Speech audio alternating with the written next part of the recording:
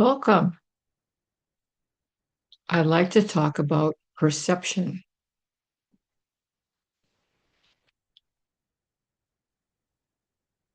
Whatever is being experienced is a matter of perception. There's only one perception. If you take a look at it, and that is what is right here. Uh, I can't know of any other perception. I mean, you can tell me your perception. You can tell me you're seeing a tree or you're seeing, me or whatever, but it's completely subjective if you look at it, if you notice it. So perception is subjective. Now, I'm saying these things, but I want you to investigate it for yourself. I'm no authority on anything except my own direct experience, which is the same for you. You can tell you anything other than what you can verify for yourself, and that's a beautiful thing. Now, if you consider a toddler, maybe you know very small children, maybe you've observed them. A toddler has perception.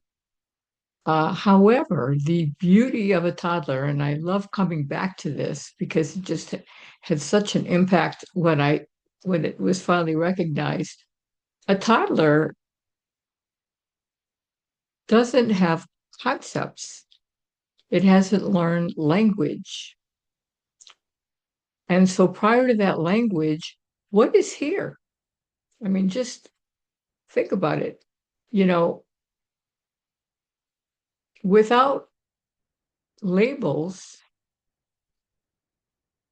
well, you can play with this yourself. I had fun with this when I was first becoming aware of, the idea of non-duality and non-dual experience or whatever.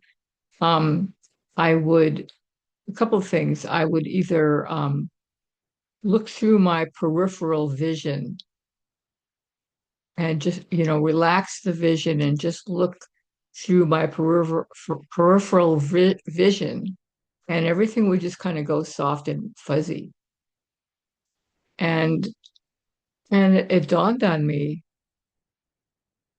uh, you know, thought is telling me, oh, this isn't real. This isn't the way it really is because my eyes aren't focused. Well, then I started to investigate that thought, and like it just sounded like an explanation, a justification. And I really questioned, well, wait a minute. Who's to make that judgment that this is more real or less real? Um, but see, this is the beauty of recognizing, wow, this is what thought does. Because we were trained, we were programmed to look at things through this conceptual lens. And so I played with vision, just letting the eyes go soft and fuzzy, um, looking through peripheral vision. And what I just saw were swaths of textures and colors. And, just realizing this isn't any less real. This perception is not any less real than any other perception. I mean, it's all real perception. And, it just tickles me because it's again increasingly seeing how thought sets itself up to be some authority when they're simply experiencing, they're simply perceiving.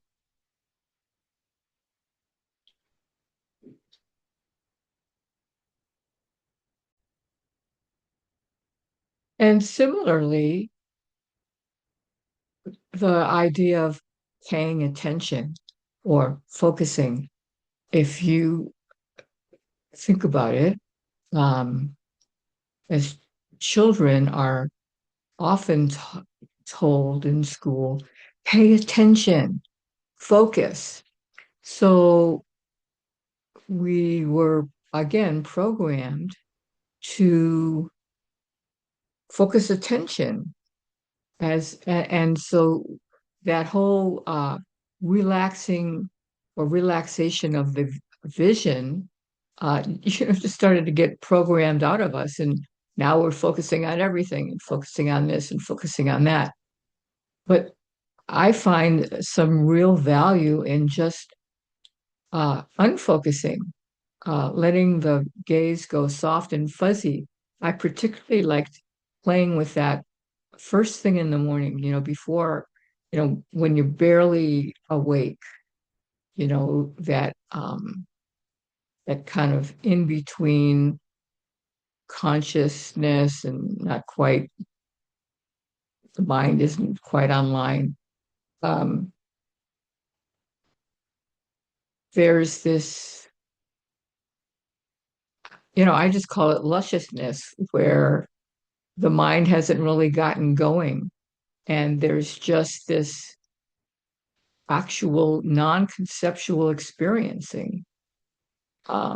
It's just, I mean, there's no words for it. It's just sweet. It's still, well, find out for yourself, experience it. Uh, some people might have that experience when they're just falling off to sleep. It seems for me, it's just like a cutoff. It's like, 1 minute I'm uh, still awake, and next minute I don't even know when I fell asleep. But I can have that appreciation in the morning, waking up slowly, and before thought comes online, wanting to orient itself to, oh, what time is it? Oh, what do I have to do today? Before all of that just gets going, and just resting in awareness, you know, for quite some time, just resting uh, without any sense of this identity or having to do anything or, you know, thinking about anything. It's just really um, a very sweet place to play in. So other perceptions are conceptual, which, now that we have language and we have all these ideas and we have all these um, judgments and labels and evaluations. So, you can have the evaluation of pain. There's this pain or this grief or this sadness or this problem. Uh, so my invitation is, what if there's not attaching to these concepts? What if there's simply the flowing of experience without all these labels? And then what's right here, right now? That's perception. Without a label, there's simply whatever is flowing. I mean, obviously, I'm going to use some words, but they're more like verbs. Like there's sitting, talking, writing, eating, walking, resting. There's simply the flowing of experience.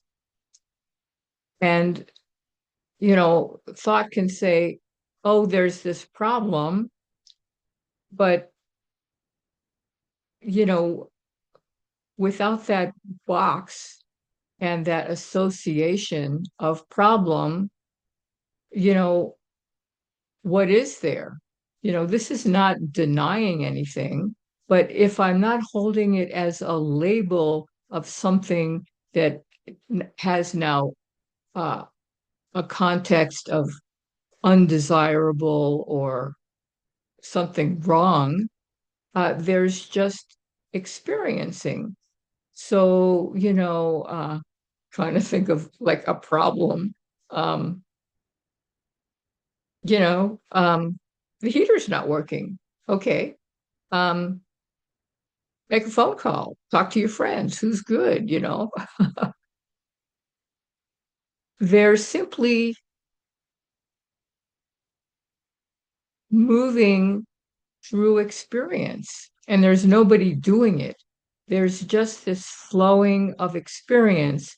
And I find that the less I'm labeling anything, there's just experiencing flowing.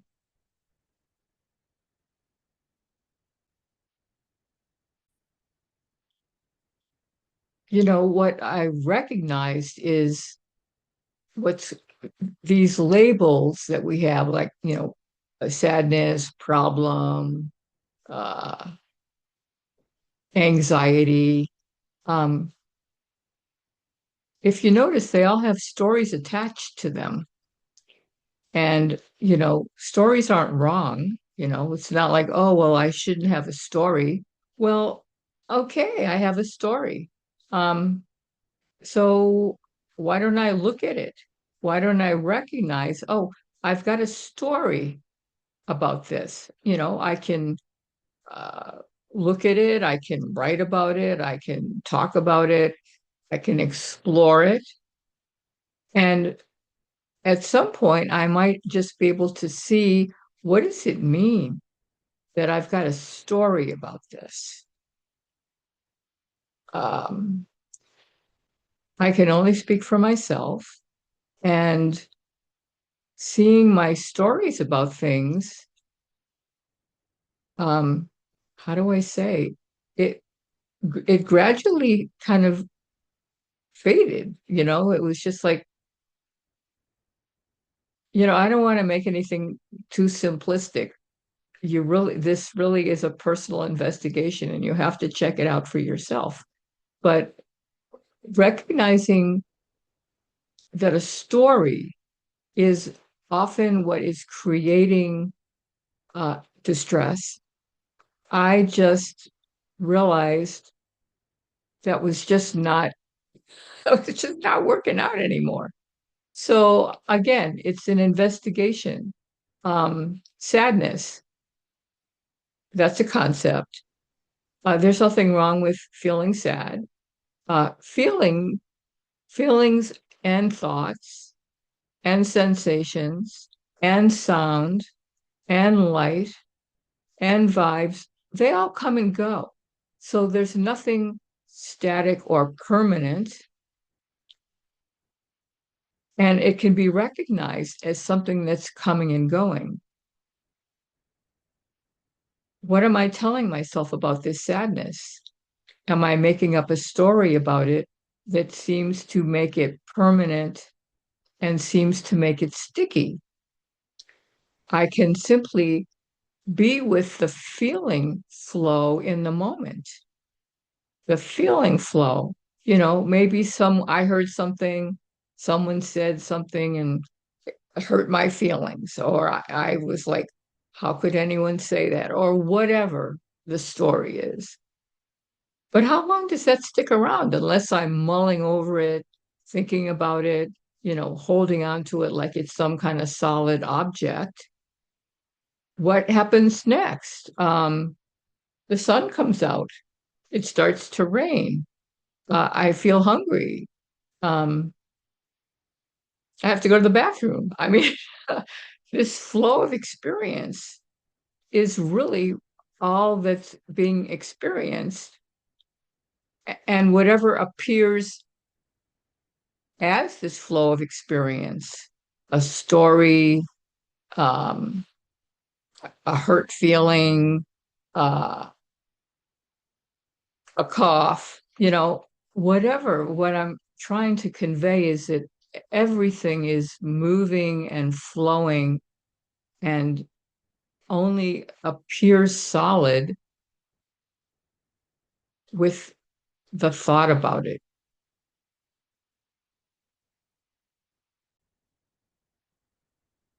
And pain is an interesting experience. We call it pain. And then, of course, there's often, this really negative attachment to pain. Nobody likes pain. We're afraid of pain, whatever. I mean, that's all fine. But what if there's simply attention put, or take anxiety, same thing, uh, feeling anxious. What if there's simply attention placed on that sensation? Because that's what it is. If we look at the direct experience, what is here? There is sensation without the label, without the liking or disliking. What if there's simply noticing and experiencing and being with sensation without the mental overlay, without the interpretation and the judgment? That is an investigation. The same with sadness, because then what starts to be noticed is that there is invariably a story around whatever appearance is arising. And when you can see the story around the appearance, it can loosen. And then what you are left with is simply these dimensions of experience. What is it? It's really not the story, it's the experiencing, sensation, light, colors, textures, sound. You know, I remember when I was studying with my teacher and kind of coming to these discoveries, and I'd be sitting out on my back deck, and it's very peaceful and quiet, and I can't see anybody, but just over the fence behind the bushes, uh, I would hear this motor noise. And of course, the Nancy character didn't like motor noise. And there would be now an objection arising. Oh, this motor noise. Of course, motor noise is a concept. I mean, I'm not saying there wasn't sound, but the motor noise was a concept, and it had an attachment of a dislike, and that was a story. So seeing the story can bring a whole different relationship to experiencing.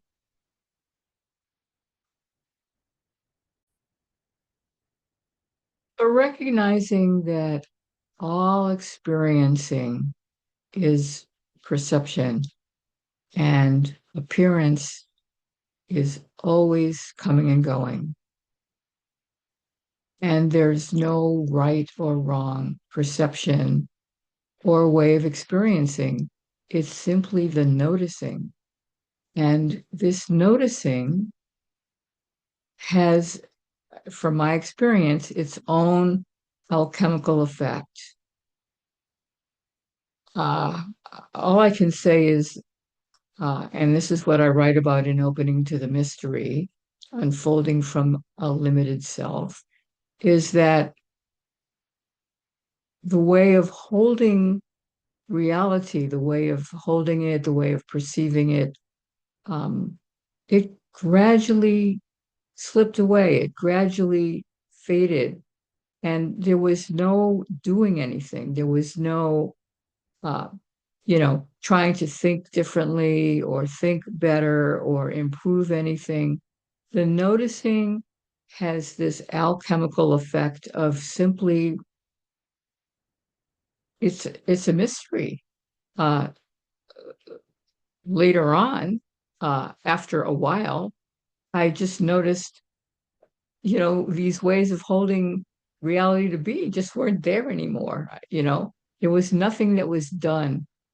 It's You just can't put words to it. And I describe this very intimately, um, in Opening to the Mystery.